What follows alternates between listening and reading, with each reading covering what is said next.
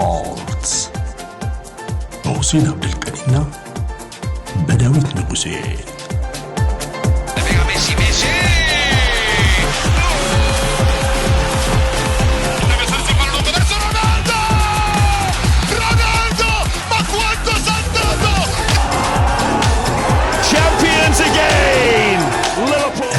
HD ስፖርትስ ተናስልን እንዴት ናችሁ? ክብራትና ክብራን HD ስፖርቶች መተናል።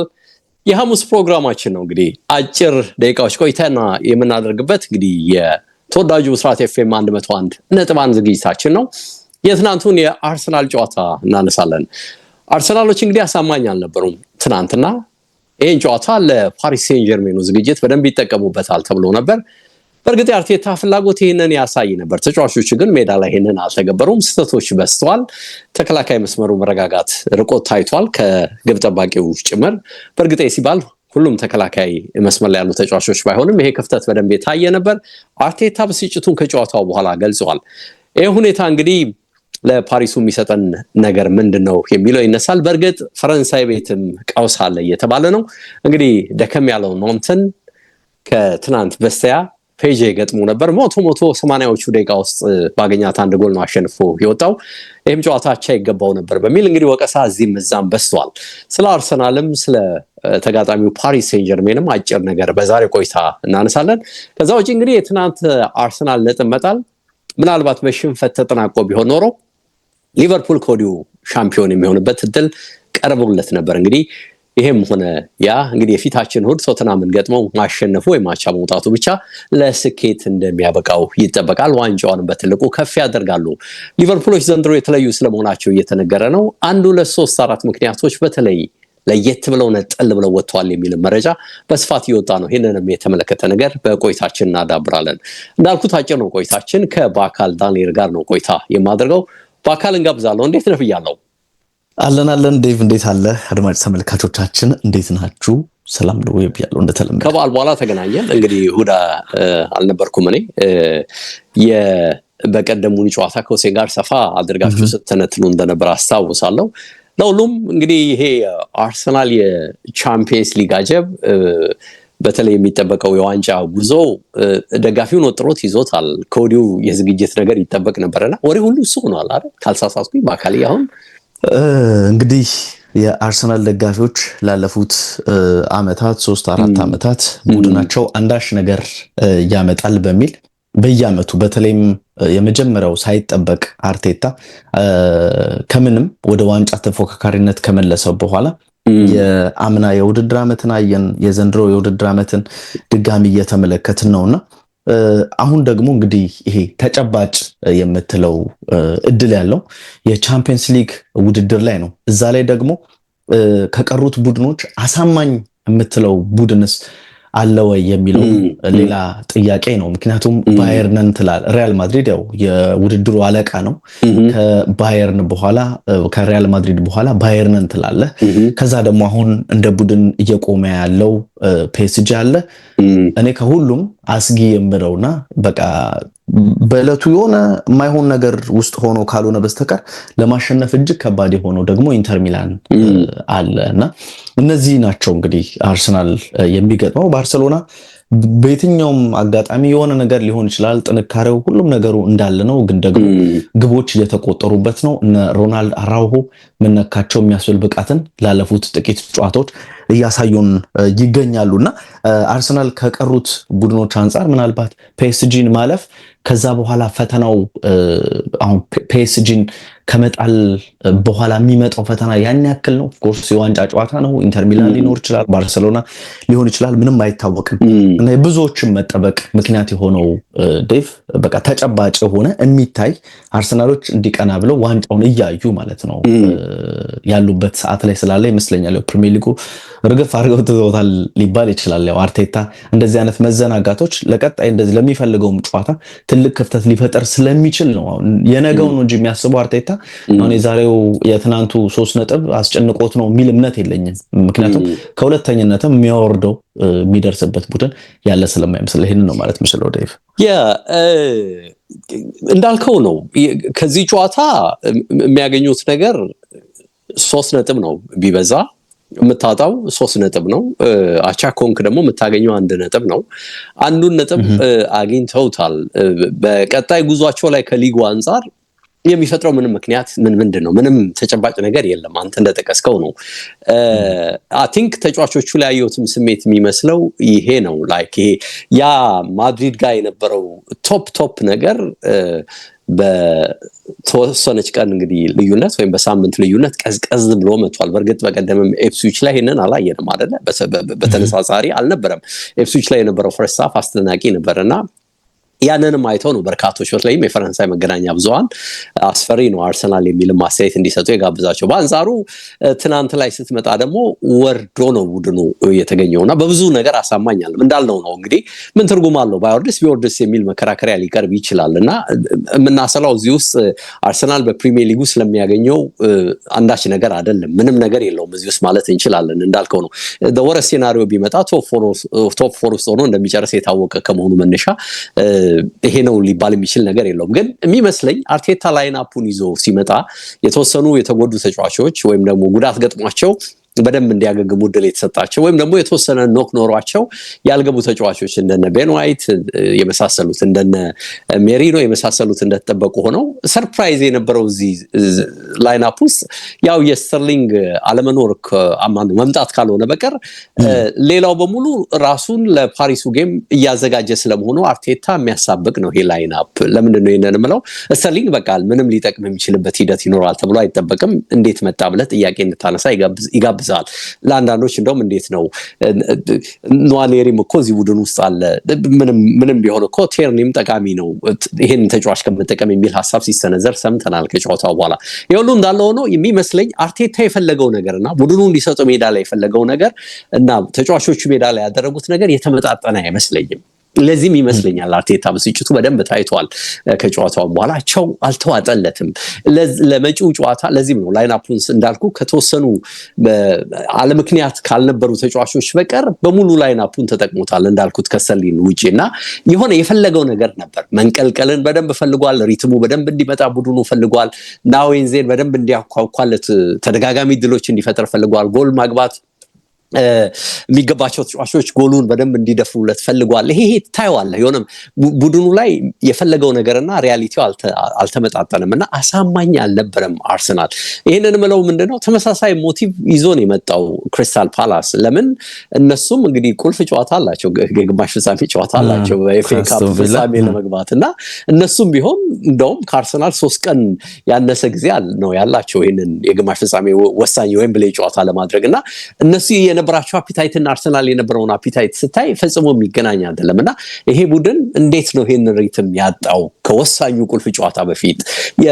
እንዴት ነው ማድሪዱ ነገር አዘናጋቸው እንዴ? ላይ ራሳቸውን ሰቀሉ እንዴ? እንዴት ነው አልወረዱም እንዴ የሚል ጥያቄ በደንብ እንድታነሳ የሚጋብዝ ነው የሚመስለውና በተለይ ጥያቄ ያደረኩት ሳሊባ ደጋገመ ስተቶችና እንዴ ጋቢ ነበር እንዴ ገብርኤል ማጋላሽ ነበር እንዴ ያጠገቡ ያለ ያነቃው የነበረው በጣም ሲል የሚመስሉ ስተቶችን በአንድ ሳምንት ጊዜ ውስጥ ሁለት ያየንና ይሄንን ፓሪስ ሴን ጀርሜን ይታገሳሉ ጥያቄ ነው የሚሆነውና በተለይ እንዲህ አይነት ትልቅ ጌም ላይ የፕሪሚየር ሊግ ጌም ላይ ይሄንን የትኩረት ማጣት ፈጽሞ ልታሳይ አይገባምና ኦፍ ኮርስ ድካም አለ ሊባል ይችላል። በርካታ ጨዋታ ያደረገ ያለው እሱ ነው ሊባል ይችላል። ግን ሲደጋገም ጥያቄ ታነሳለ። ግብ ጠባቂው ራያ ራሱን እኮ አሁን ፉልባክ ተጫዋች ወይም ክሬቲቭ የሚድፊልድ ተጫዋች ለማድረግ ምንም አልቀረውም። ጎሉን ትቶ በቃ ወደ ግራ ተስቦ የሉዊስ ኬሊን ቦታ የሚሸፍን ነው የሚመስለውና ተደጋገመ ይሄምና ይሄ በጣም የበዛ የራስ መተማመን ዋጋ አለው ይሄም ይታይ ነበር እንዴ። እንደውም ብዙ ያልተገመቱት በጣም ብስል መሆናቸው የታዩት እነ ኪቪዮር እየተሻሉ መጡና እዚህ ተከላካይ መስመር ላይ የምታያቸው ክፍተቶች በጣም ቁልፍ ናቸው ብለን ልታነሳ ትችላለህ። የኦዴጋርድ ጉዳይ ከጊዜ ወደ ጊዜ እየወረደ ነው። በቃ ይሄ ተጫዋች እንዴ ፕራይሙ አለፈ እንዴ ብለህ እንድትጠይቅ አሁን 26 ደርሷል አይደል? ይሄ ተጫዋች እንግዲህ ያ አለፈ እንዴ ፕራይሙ ብለህ ጥያቄ እንድታነሳ የሚጋብዝ እስኪመስል ድረስ ወርዷልና ለነገሩ ከጉዳቱ መልስ የተፈጠረ ችግር እንደሆነ በርካቶች ያነሳሉ። ድካም እንዳለበት ይታያል። ግን በሰውነትም ረገድ ወርዷል። አይተው ከሆነ እንትን ምንድነው ዌይትም ይሄ ክብደትም ቀንሷልና ሹቱንም ስናነሳ ነበር ታስታውሳለህ አይደል? በቃ ሹት መምታት እንኳን አቅቶታል እያለን ነበርና የታየበት የተወሰነው ድካም ከጊዜ ወደ ጊዜ እየጨመረ እንጂ እየቀነሰ ይደርባል።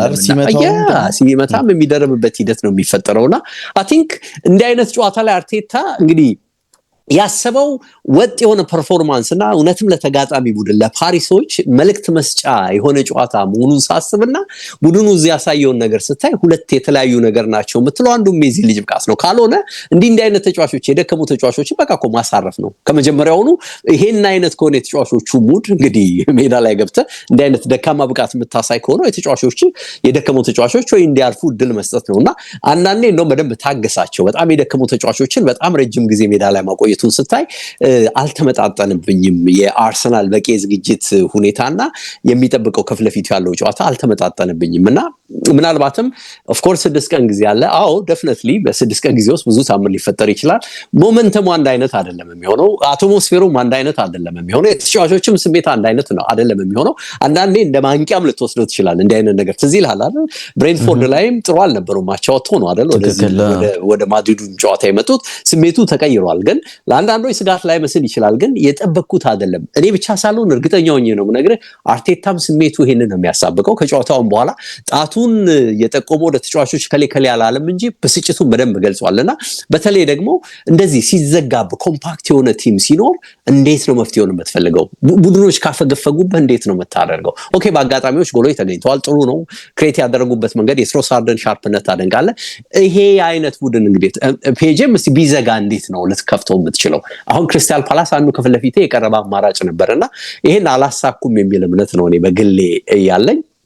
ደጉ ነገር ግን ከሁሴን ጋር እያወራሁ ነበረ ፈረንሳዮች ቤት ባለው ጉዳይ ላይ አንዳንድ መረጃዎችንም እሱ ሲሰጠኝ ነበርና ትኩረቴን ስበውታል በነገር ላይና እዛም ቤት መረጋጋት የለም። እንደውም ምንድን ያሉት ከስቶርሙ በፊት መረጋጋት የሚል እንግዲህ ስቶርም ብለው ነው የአርሰናልን ጨዋታ ትልቅ እንደመጣባቸው ወጀብ ልትቆጥሩ ትችላለህና እንደዛ አስበውት ነው መረጋጋት አለብን የሚል አይነት ነገር አንስተዋል ነው የሚለኝ ሁሴንም። ፈረንሳዮቹ እንደውም ከኖንቱ ከበቀደሙ ጨዋታ በፊት ከወራጅ ቀጠና 4 ነጥብ ርቆ የተቀመጠ ቡድን ይሄ ቡድንና እንደ ቡድን ሆኖ አልታየም ነው ፓሪስ ሴን ጀርሜን ሲለኝ የነበረው። ሪፖርቶችም ይሄንን ነው የሚያተቱት ሲለኝ ነበርና የቡድኑ ችግር ተደጋግሟል ነው የሚሉትና ኳስ ይይዛል 70% ድረስ ይይዛል በአማካኝ ሴቭ አድርጓል።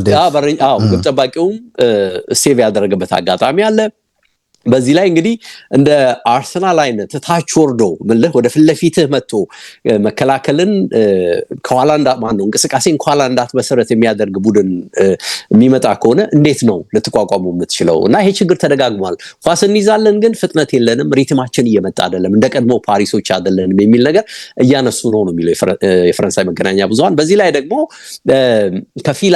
ከአስቶን ቪላ ጋር ሰከንድ ሃፍ ላይ የተፈጠረው ብቃት በተመሳሳይ መልኩ ነው በቀደምም ተደገመ በሊግ አላይም የሚል መረጃ እየሰጡ ያሉት ነው የሚለው። በተለይ አርሰናል ቀድሞ የሚያገባብን ከሆነ ፈጽሞ ፓሪስ ሊያገግም የሚችልበት ሂደት የለም። ሚዛኑን አጥቷል ቡድኑ። ኮሌክቲቭ ፓወሩም ሆነ ኢንዲቪጁዋል ኢነርጂ የለም። በግል ተጫዋቾች ሞር ሻይን ያደርጉ የነበሩ ተጫዋቾች አቅም ማጣት ይታይባቸዋል። ኮሌክቲቭሊም ሲሰሩ አይታዩም በጋራ የሚል ነገር እያነሱ ነው የሚለኝ ሁሴን። እንግዲህ በነገር ላይ ኖንት 5-3-2 ፎርሜሽንን ይዞ ነው የቀረበው። እንደዚህ አይነት ለፓሪስ የሚመች አይነት አካሄድን ይዞ ቀርቦ ምንም አይነት ስኬት ማምጣት አለመቻሉ ፔጄ በጣም ተቸግሯል። አንዷንም ጎል ማግኘት እንደጠቀስኩልህ 87 ነው 83 ደቂቃ ገደማ ነው የቆዩት የሚል መረጃ ወጥቷል። እንደጠቀስከው ደግሞ ኢቭን በርካታ የጎል ዕድሎችም ተፈጥረውበት ነበር የሚል ነገር ነው የተነሳው። ከዛ ውጪ የዴምቤሌንም ጉዳይ አንስተዋል። በነገር ላይ ዴምቤሌ 2025 ከገባ በኋላ ያላሳየውን ብቃት ነው አሁን ከሰሞኑ እያሳየ ያለው በሚል ጎል ጠፍቶታል የሚል ነገር እያነሱ ነው። እንግዲህ በሲዝኑ 32 ጎል ነው ያገባው፣ 11 አሲስት ነው ያደረገው በአጠቃላይ 43 ጌም ማለት ነው። ኤፕሪል ወር ይሄ የያዝነው ወር ከገባ በኋላ ግን 2 ጎል ብቻ ነው ያስቆጠረው እና በቻምፒየንስ ሊግ ላይ ደግሞ ባለፉት 5 ጌሞች 2 አሲስት ከማድረግ ውጪ ጎልም አላገባም። ይሄ ደግሞ እንግዲህ የሚስለው በባህሪው እንደምታውቀው ዴምቤሌ ፍራስትሬት ያደርጋልና ፍራስትሬሽኑም እየታየበት ነው የሚል መረጃ ወጥቷልና እንግዲህ አንዳንድ ጊዜ ይሄ ለደጋፊዎች ጥሩ ዜማ ሊሆን ይችላል፣ አርሰናል ደጋፊዎች። እዛም ቤት ግን ከዚህ ትልቅ ጨዋታ በፊት ምን አይነት ዝግጅት እንደሚኖር ግምት ውስጥ መክተት የሚገባ ነው የሚመስለኝ። አርሰናሎች አፕሮቻቸው ሙሉ ለሙሉ ጎል ማግኘት ላይ ስለሆነ ጎል እንዳያገቡ እንዴት መቋቋም እንዳለባቸው ስራዎችን መስራት በጥልቀት እንደሚከውኑ ታስባለህ። ከዛ ውጪ ደግሞ ሉዊስ ኤንሪኬ ለመከላከል ብቻ የሚመጣ ኮች አይደለምና ድክመቶችን ነቅሶ አውጥቶ ደግሞ እንዴት መጠቀም እንደሚችሉ ደግሞ ትኩረት ሊያደርግ ይችላል። በተለይ የሚጣሉ ኳሶች እንደዚህ ተከላካይ መስመር ላይ ዝም ብለህ ደጋግማ በምትቀባበልበት ሂደት የሚፈጠሩ ስህተቶችንም ማክሲማይዝ ሊያደርጉ የሚችሉበት ሂደት ቀላል ይሆናል ብዬ አልገምትምና የሆነ ፋሲኔት የሚያደርግ ጌም ነው። ለሁሉም ግን ሁለቱም ቤት የተወሰነ ከብቃት ጋር የተያዘ ደስተኛ የማያደርጉ ነገሮች እንግዲህ ተፈጥረዋል። እንግዲህ ለውጥ የለውም። አርሰናል ብቻ ነው አይደል እንግዲህ ለሊጉ ዋንጫ እየተሻማ የማይገኘው ቡድን ከቻምፒየንስ ሊግ አራቱ፣ ሌሎቹ ሶስቱም በሙሉ እንግዲህ ለዋንጫው እየተጫወቱ ያሉ ቲሞች ናቸውና ፔጄ በነገራችን ላይ ነገም ጨዋታ አለው። ከማክሰኞ ጨዋታ በፊት ነገም አንድ ጨዋታ አለው። እሱን ጨዋታ አድርጎ እንደሚመጣ ነው የሚጠበቀው። ለሁሉም ግን እኔ በግሌ አርሰናል የሜዳ ላይ ብቃት የትናንቱ አላስደሰተኝም የሚለውን ሐሳብ ልግለጽልህ ብዬ ነው። በአካል የፒኤስጂን ጉዳይ የኳስ ቁጥጥር ድፍረታቸው አንፊልድ ሮድ ላይ መጥተው አስመልክተዋል። አስቶን ቪላንም ያንን ነገር ሲፈጥሩ ነበርና ከየትኛው ቡድን ጋር ሲጫወት በደንብ አማካኝ ክፍሉ እንዴት የተብላላ እንደሆነ የጆአው ኔቬሽ ከዛም ውጭ የቪቲኒያ እና ደግሞ የፋቢያን ሩይዝ የአማካኝ ክፍል ኳስን እንደፈለገ መቆጣጠር የሚችል እጅግ ድንቅ ከሆኑ ሶስት የአማካኝ ክፍል ጥምረቶች እንደ አንደኛው ነው የሚቆጠረው ዴቭና ለአርሰናል ሌላው ስጋት ራሱ አማካኝ ልክ ባለፈው ካነሳ ነው ከማድሪዱ ጌም ተቃራኒ ይመስለኛል ዴቭ። ምክንያቱም የማድሪድ አማካኝ ክፍል ላይ የኳስ ቁጥጥር ድርሻ ወይም ኳሱ በደንብ ዶሚኔት የሚያደርግ ተጫዋች የለውም የሚል ነገር ስናነሳ ነበርና ለአርሰናል ድል ማግኘት አንደኛ ምክንያት እያለን ስንጠቅስ የነበረው ይሄንን ነገር ነበር። የአማካኝ ክፍል የበላይነት የሚወስደው አርሰናል ነው። ገና ጨዋታውን ሳትመለከተም ይሄን መገመት ትችላለህ። አሁን ግን ለአርሰናል 50-50 ብለህ ነው የምትገባው። እዛ ላይ ደግሞ እንደ ቶማስ ፓርቲ አይነት ተጫዋች የለም። ምናልባት ከፍ ልታደርገውም ትችላለህ የፒኤስጂን ሁኔታ። እንዳልከው የፒኤስጂ ዴቭ ግብ ጠባቂው በጣም አስደናቂ ሴቮችን ሲያደርጉ ነበር። ልክ የአስቶን ቪላ ነው የሚመስለው። የሆኑ ሞመንቶችን አቶ በደንብ ተደጋጋሚ ጥቃቶች ሲሰነዘሩበት ማርኪኖስ ሲያወጣ ግብ ጠባቂው 2-3 እንደውም አንድ ኳስ ማስ ግብ አስቆጥሮ ነው የሚመስለው። በቃ ሴሌብሬት ያደረገበትን ሁኔታ ስትመለከት ፒኤስጂዎች እንዴት ፍራስትሬት አድርገው እንደነበር የሚያሳይ ነው። የአርቴታ ስጋት እንግዲህ ስታነሳው ነበር ዴቭ። ልክ እኔ ይሄ እንደ ወፍጮ ማሽን ነው አርቴታ አሁን የሚፈልገው ነገር። የወፍጮ ማሽን ዴቭ እየፈጨ ቆይቶ በቃ እየተብላላ እየፈጨ ሁሉንም ምርት ይሰጣል። ከዛ በኋላ ልክ ማሽኑን አጥፍተህ መልሰህ ስታበራው ግን መጀመሪያ የነበረውን ምርት ለመስጠት መብላላት ጊዜ መውሰድ ይፈልጋልና ልክ እንደዛ ነው። በቃ አሁንም አርሰናል በዚሁ ሞመንተሙን ቀጥሎ በቃ ይሄ ማሽኑ እየተብላላ እንዲቆይ ነው እንጂ ድጋሚ ማስነሳት የሚል ነገርን ካርቴታ ለመፈለግ ይመስለኛል። እና ደግሞ ቡድኑ ኮስታራ እንደሆነ ይፈልጋል። ለሁሉም ቡድኖች ተመሳሳይ አፕሮችን እንዲኖር ይፈልጋል። ግን ክሪስታል ፓላስ የሚገባውን 1 ነጥብ ማግኘቱን ማንሳት ያለብን ይመስለኛል ዴቭ። እየመራ 9 ጊዜ አቻ ወጥቷል የሚል ነገርን ታይምስ ላይ ተመልክቻለሁ ከአርሰናል ጋር በተገናኘና ባለፉት 2 ዓመታት በድምር አርሰናል እየመራ 9 ጊዜ አቻ አልወጣም ዴቭ። አሁን ግን ዘንድሮ ብቻ 9 ምን ያክል ቡድኑ የጌም ማኔጅመንት ችግር እንዳለበት የተጫዋቾች የኢነርጂ ሁኔታ ዝቅ ማለቱ 90 ደቂቃ ለመጫወት የሚያስችል የአካል ብቃት ላይ እንደማይገኙ የሚያሳይ ይመስላል። እንግዲህ በዛሬው ጨዋታ የነበረው የቶማስ ፓርቴ ጉዳይ ደግሞ ተነስቷል አይደለ? አርሰናል 31 ዓመቱ ላይ ለሚገኘው ፓርቴ ብዙም መንገዱ ላይ አይቆምም። ተጫዋቹ ወደ ሳውዲ ሄዶ ትልቅ ብር ለማግኘት ያቅዳል ሲባል ነበረ። ግን አሁን አሰልጣኝ ሚካኤል አርቴታ ፍላጎቴን በግልጽ ተናግሬያለሁ፣ ለአንድሪያ ቤርታ ለአዲሱ ስፖርቲንግ ዳይሬክተር ትቻለሁ፣ ወደፊት ያራምዱታል ብዬ አስባለሁ ብለዋል። እንግዲህ ዘንድሮ መቆየቱ ግድ ነው አይደል ይመስለኛል። አዎ በደንብ በቃ ዋና ሰው ነው እኮ። ማድሪድ ጌም ላይ ራይስ 2 ግቦች አስቆጠረ። በደንብ የሚታይ ነበረ። ብዙ በቃ የትኩረት አቅጣጫ የነበረው ራይስ ነው።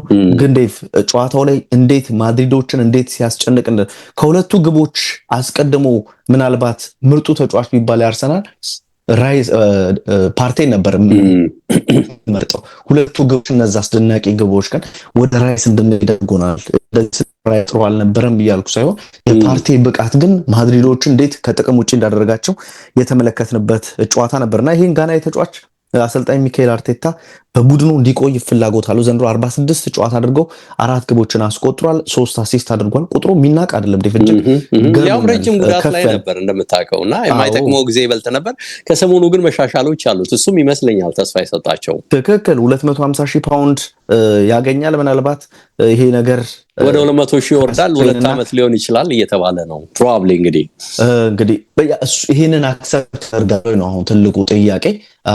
ራሱ ፓርቴ ከዚህ ከፈለ 350,000 ሊከፍሉት ይችላል። ወደ ሳውዲ ስፔኖች ይሄንን ገንዘብ አያቀርቡለትም፣ ግን ፍላጎቶች ያሉት ከስፔንና ከሳውዲ አረቢያ ስለሆነ ለንደን የመቆየት ፍላጎት አለው ነው ማለት ሲባል የነበረው። እንግዲህ ዋናው እንግዲህ ያ ምክንያቱ ይሄ ነው። ለሁሉም ግን ደስተኛ የሚሆን ይመስለኝ 2 ዓመት ኮንትራት ከቀረበለት ምን አስጨነቀው አይደለ? ያ 1 ዓመት ሲደመር ተጨማሪ አርሰናል ባለው ፖሊሲ 1 ዓመቱን ይፈርማል። ከዛ ደግሞ ኦፕሽን ይኖረዋል። ያ ኦፕሽን ትሪገር የሚደረግበት እድል ሊኖር እንደሚችል እየተነገረ ነው የሚገኘው። ኢቭን ዙቢሜንዲ ራሱ ወደ አርሰናል ቢመጣ ራሱ ፓርቴ እንዲቆይ ይፈልጋል። ያው የጆርጊኖ ጉዳይ ያበቃለት ይመስላል። ፍላሚንጎን እንደሚቀላቀል ከወዲሁ እየተረጋገጠ መጥቷልና የ33 ዓመቱ ወደ ብራዚል ይመለሳል። ስለዚህ ትልልቅ ልምድ ያላቸው ተጫዋቾችን በአንዴ ከክለቡ እንዲወጡም ላይፈልግ ይችላል አሰልጣኝ ሚካኤል አርቴታ። ይሄን ነገር ልንመለከት እንችላለን የሚል ጉዳይ አለ። ሊቨርፑል እናንሳ እንግዲህ እስቲ። ያው ሌላው ትልቁ ዋንጫ ባለጆሮ ባይሆንም የፕሪሚየር ሊግ በጣም የናፈቁት እንዳልነው እንግዲህ 20ኛው ነው። 20ኛው መሆኑ ደግሞ እንግዲህ ትልቅ ክብር እንዲጋሩ ያደርጋቸዋል ከማን ዩናይትድ ጋር። ይሄ ራሱ በጣም ትልቅ አጀብ ነው። በዚህ ላይ በቅርብ ጊዜ ቢያገኙትም 2019 ላይ አይደል ካልሳሳትኩኝ በኮቪድ ሰበብ ሴሌብሬት አላረጉትም። ይሄኛው ይለያል። እናንሳው እስቲ እንግዲህ የሊቨርፑል ዋንጫ ማሸነፍ የእንግሊዝን እግር ኳስ የሚጠቅምባቸው 4 ምክንያቶች ብሎ ጥሩ ጽሁፎችን የሚያቀርበው ማይክል ኮክስ ዲያሌክቲክ ላይ ጽፎ ተመልክቻለሁ ዴቭ። እና ይሄን ነገር ነው ወደ አድማጮች ለማቅረብ የፈለኩትና አንዳንድ ትኩረት የሚስቡ ጥሩ እይታዎች ያሉት ሐሳብ ሆኖ ነው የተመለከትኩት።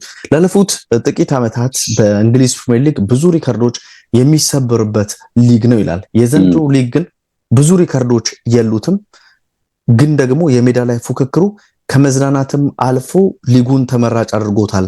ለዛ ነው ሳያከራክር የዓለማችን ምርጡ ሊግ የእንግሊዝ ፕሪሚየር ሊግ ነው የሚያስብለው ብሏል። የዘንድሮ የውድድር ዓመት የዋንጫ ፉክክር እስከ መጨረሻው የቆየ አይደለም ይላል። ዋነኛው ምክንያት በቅድመ ውድድር ዝግጅት ላይ 2 የዘንድሮ የእንግሊዝ ፕሪሚየር ሊግ ዋንጫን ያሳካሉ ተብሎ የተገመቱ ቡድኖች ማንቸስተር ሲቲ እና አርሰናል ናቸው። የሚጠበቅባቸውን ብቃት ማሳየት አልቻሉም። ያ ደግሞ ሁነኛ የዋንጫ ተፎካካሪ እንዳይኖር አድርጎታል። ሊቨርፑል በብቸኝነት ነው የተጓዘው። ይሄ ማለት ግን የሊቨርፑል ችግር አይደለም የሚል ሐሳብን አንስቷል። ሁለቱም ወደ ራሳቸው ነው መመልከት ያለበት ይላል። የዘንድሮ ፉክክር አልባ ነው ቢባልም አምና ልክ ዴቭ ከ32 ሳምንታት በኋላ ማንቸስተር ሲቲ የነበረው የነጥብ ብዛት 73 ነው። ሊቨርፑል ዘንድሮ ከ33 ጨዋታ 79 ነጥብ አለው። እንደው አንዱ እንኳን ብታደርገው 32 76 ማለት ይሄ ነው። ማንቸስተር ሲቲ የተሻለ ቁጥር አለው። ያምናው ነቅነቅ በልስ ያለበት ቦታ መሰለኝ ይቆራረጣል በአካል ይሄ ኔትወርክ አይደል? አሁን ትሰማለህ? አሁን ጥሩ ነው። አሁን ደህና ነው። ወደ ነጥቡ ተመለስ።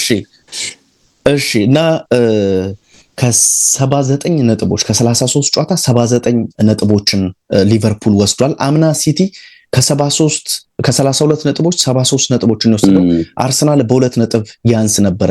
ስለዚህ ሊቨርፑሎች የራሳቸውን ስራ በደንብ ተፎካክረዋል። ተፎካካሪዎቻቸው ወይም የዋንጫ ሊያስጥሉ የሚችሉ ሌሎች 2 ቡድኖች ጥሩ ባይሆኑም የሚል ነገርን ሲያነሳ ነበር። ፉክክሩ ቢኖር የበለጠ ሊቨርፑልን ሊያጠነክረው ይችላል፣ ዝቅ እንዲል ሊሆን ይችላል፣ አሁን ባለበትም ብቃት እንዲቆይ ሊያደርገው ይችላል። በጫና ውስጥ ሆኖ ደግሞ ራሳቸው ሊቨርፑሎች እንዴት ይጓዙ ነበር የሚለውን ጉዳይ ያነሳል።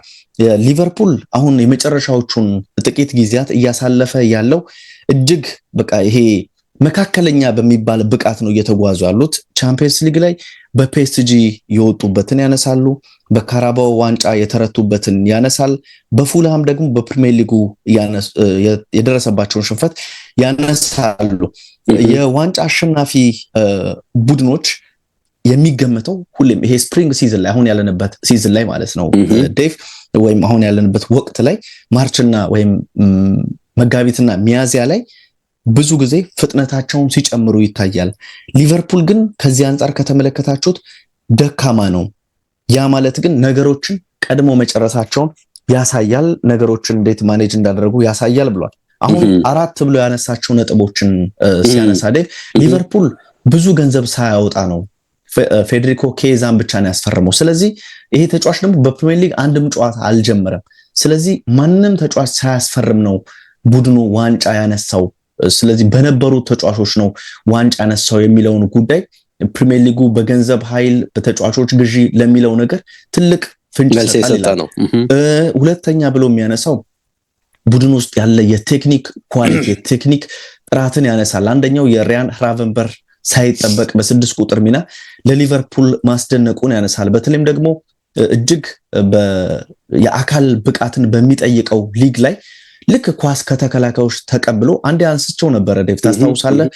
ይሄ ሃፍ ተርን አድርጎ ፊቱን ዞር አድርጎ ወደ ተቃራኒ ግብ ከዛ በኋላ በጣም ወደፊት እየገፋ ይሄዳልና ለሊቨርፑል አንደኛው ማጥቃት ተጋጣሚዎች ዘርዘር ብለው እንዲገኙ ምክንያት ከሚሆኑ ተጫዋቾች አንደኛው ሪያን ራቨንበር ነው ስንል ነበርና ይሄ ተጫዋች ያመጣላቸው ብቃት እንደዚህ አይነት ኳሊቲ ይላል እንደውም ኮክስ ሲናገር ዴቭ ከ6 ቁጥር ተጫዋች ብዙም አይጠበቅም። ይሄን ነገር አስመልክቶናል ይላል።